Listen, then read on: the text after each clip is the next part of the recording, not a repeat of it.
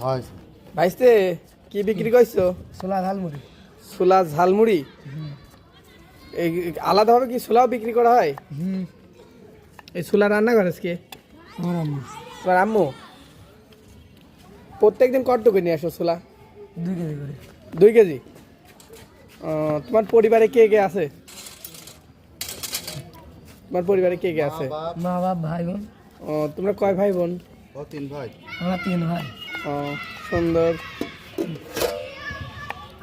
সেই বাসনা। এই সেই ছোলা বোনা আসলে অসাধারণ দেখতে, সেই সুন্দর। সেই বাসনা।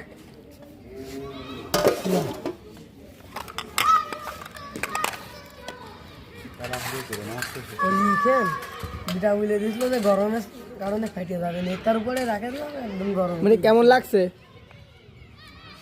হ্যাঁ, খেতে কেমন লাগছে বলো? ভালোই লাগছে। খেতে স্বাদ আছে? কেমন লাগছে খেতে? সেই স্বাদ। বাহ, সুন্দর।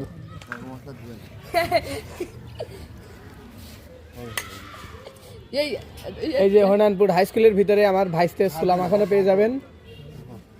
এই সেই কালো কাকার ছেলে। ভাইস্তের নামটা কি একটু বলে দাও? মনির। হ্যাঁ, মনির। মনির। ভাইস্তে সে মনিরের ছোলা আমার চাচা ভাই, এখন ভাই, খাবে। মনির। দেখা যাক কি বলে চাচা খাওয়ার পরে কি। ওরে আল্লাহ।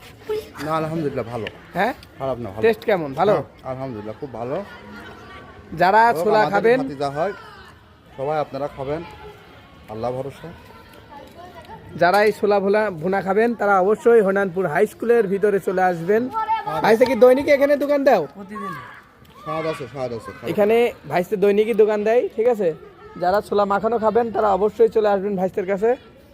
এই যে দেখেন, এই সেই ছোলা, সাথে মুড়ি আছে, ঝালমুড়ি মাখানো হয় না?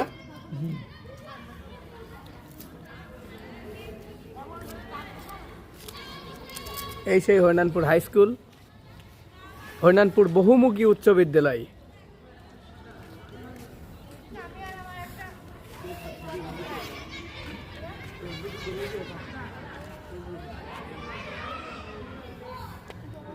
যেমন চারিদিকের পরিবেশটাও সুন্দর বিকেল টাইমে, আর ভাইস্তে এরকম সুন্দর করে ছোলা মাখা বিক্রি করে।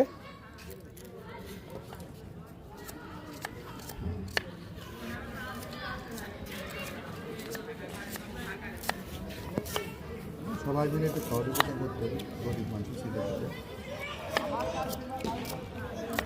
এখন কাকা আপনি কি বলতে চাচ্ছেন এই সম্পর্কে? এই যে ছোট